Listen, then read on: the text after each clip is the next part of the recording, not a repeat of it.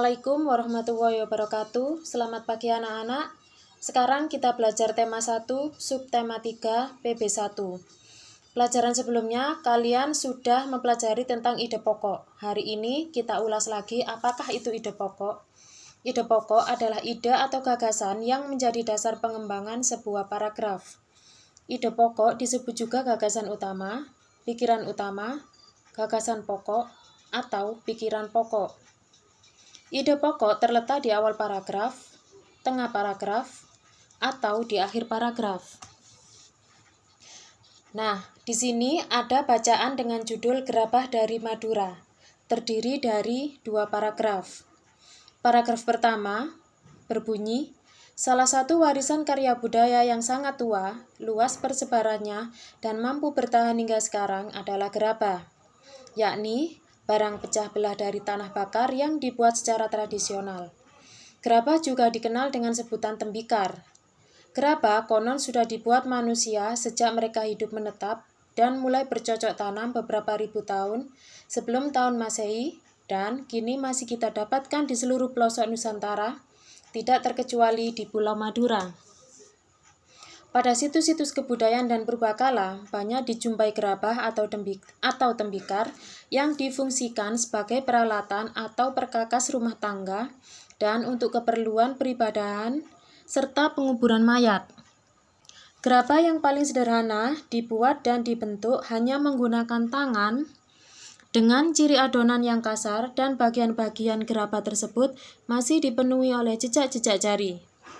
Selain itu, bentuknya kadang tidak simetris. Berikut anak-anak gambar gerabah yang mungkin kalian sudah pernah melihatnya. Ada berbagai macam bentuk dari gerabah. Gerabah seperti ini biasanya digunakan untuk peralatan atau perkakas rumah tangga. Pengertian dari gerabah. Gerabah adalah barang pecah belah dari tanah bakar yang dibuat secara tradisional. Salah satu daerah yang terkenal sebagai penghasil gerabah adalah Pulau Madura.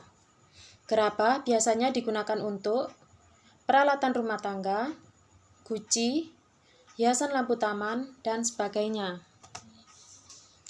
Ragam gerabah. 1. Panempa. 2. Pangorek. 3. Panyabungan. 4. Pangelet. 5. Pangajakan. 6. Werkower. 7. Pamatong. 8. Pungku. Langkah-langkah dalam pembuatan gerabah. 1. Menyiapkan bahan berupa tanah liat. 2. Mengaduk tanah liat dengan dicampur air. 3. Setelah jadi adonan, diambil perbongkahan untuk dibentuk kasar. 4. Dengan menggunakan kain pengelet, bibir atau pinggiran bongkahan dibentuk sehingga bulat melingkar. 5. Bila yang dibuat sejenis periuk, maka ketika pinggiran atau bibir sudah jadi, lalu diangin-anginkan, baru kemudian membuat perut yang terpisah dengan bibir. Kemudian setelah jadi, perut dan bibir disambungkan dan diperhalus. 6. Bila yang dibuat bertelinga atau bertangkai, maka dibuatkan telinga atau tangkai untuk kemudian ditempelkan atau digabungkan dan diperhalus. 7. Setelah halus dan diteliti kesempurnaannya, dijemur atau dibakar hingga benar-benar kering. Terakhir, setelah kering dibersihkan, di beberapa daerah ada yang masih menyempurnakannya dengan cat yang berasal dari lumpur. Dan untuk tugas hari ini yaitu kalian kerjakan latihan soal di buku PR atau LKS halaman 82, Romawi 1 dan 2. Demikian materi kita hari ini, saya akhiri. Wassalamualaikum warahmatullahi wabarakatuh.